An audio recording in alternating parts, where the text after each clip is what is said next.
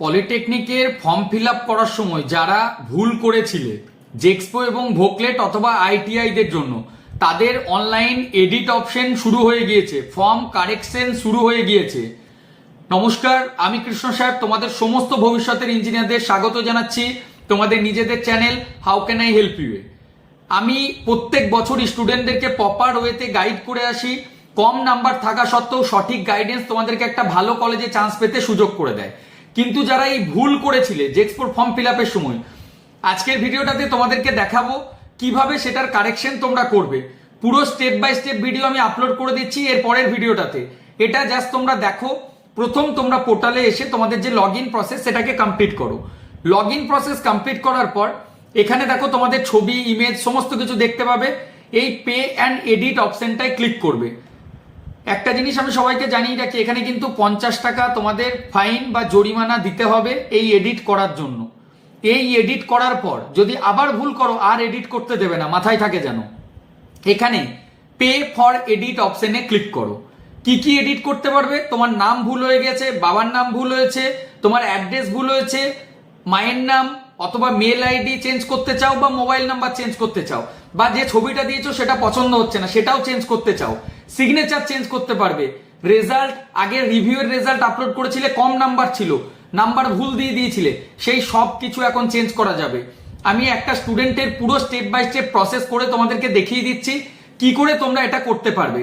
আপনারা অভিভাবকরা এখনো যারা অপেক্ষা করে আছেন ছেলেকে একটা ভালো কলেজে পড়াবো বলে কিন্তু নাম্বার কম আছে, আপনারা আসুন আমার বর্ধমান অথবা হুগলির মগরার অফিসে। আমি জানি আমাদের অফিসটা অনেকের বাড়ি থেকে অনেকটা দূরে, তাদের জন্য অনলাইন সার্ভিসও আমরা প্রোভাইড করে থাকি। সোমবার থেকে শনিবার ডিসপ্লেতে যে নাম্বার দেখতে পাচ্ছেন এই নাম্বারে আপনারা যোগাযোগ করবেন সকাল 10টা থেকে সন্ধ্যে 6টার মধ্যে। তোমাদের স্টুডেন্টদের জন্য আমরা একটা হোয়াটসঅ্যাপ গ্রুপ ও হোয়াটসঅ্যাপ চ্যানেল খুলে রেখেছি, ডেসক্রিপশনে লিঙ্ক দিচ্ছি, জয়েন করো। আর একটা গুগল ফর্ম থাকবে, সেটা তোমরা ফিল আপ করবে, তাহলে কত র্যাঙ্ক নাম্বার থাকলে কোন কলেজ পেতে পারো সেটার ফ্রি কাউন্সিলিং পেয়ে যাবে। যাই হোক, আমরা পে ফর এডিট অপশনে ক্লিক করছি। পে ফর এডিট অপশনে ক্লিক করার পর two edit your submitted application A modification fee of 50 rupees is required, অর্থাৎ আপনার জমা দেওয়া আবেদন সম্পাদনা করতে 50 টাকা আপনাকে পরিবর্তন যদি করতে চান, যেটা আমি জমা দিয়েছি সেই পরিবর্তনটা করার জন্য আপনাকে এখানে 50 টাকা পেমেন্ট করতে হবে। ইয়েস প্রসিড টু পেমেন্টে তোমরা ক্লিক করো। ইয়েস প্রসিড টু পেমেন্টে ক্লিক করার পর এখানে পে অ্যাপ্লিকেশন ফিস, পে 50 টাকা তোমাদেরকে করতে হবে। 50 টাকা পেমেন্ট করার পর তোমরা এখানে কিউআর কোড আছে বা ইউপিআই আইডির থ্রু তোমরা করলে, আমি অলরেডি যেহেতু পেমেন্টটা একটা করে দিয়েছি তার জন্য আমি এটা দেখাচ্ছি না, আমি পরের স্টেপটা দেখাচ্ছি। যখনই তোমরা ওটা দিয়ে ঢুকে যাবে তোমাদের কাছে একটা পেজ আসবে যেখানে যা যা কারেকশন করার করবে, তারপর এই কনফার্ম সাবমিট। আমি কিন্তু একটা স্টেপের পরেরটা দেখাচ্ছি, মানে ফিসটা পেমেন্ট করলে যা যা ঠিক করতে চাইছো সঠিকভাবে কারেকশন করলে। যদি তোমরা এত ঝামেলার কাজ ফোন থেকে হবে না, বারবার বলছি ফোন থেকে করতে গেলে আবার ভুল করে দিতে পারো। যদি চাও আমাদের এখান থেকে করাতে পারো, আমাদের সাথে হোয়াটসঅ্যাপে কন্ট্যাক্ট করতে পারো। এখান পর্যন্ত না এলে অনলাইনেও আমরা এই কাউন্সিলিং এর কোর্সটা বা কাউন্সিলিং সার্ভিসটা দিয়ে রাখি। মেন হচ্ছে কলেজ সাজানো, ডকুমেন্টস রেডি করা, সমস্ত কিছু আমাদের এখান থেকে এরপর করে দেওয়া হয়। তো যাই হোক, সবকিছু করার পর এখানে আবার তোমাদের এইরকম একটা পেজ ওপেন হয়ে যাবে।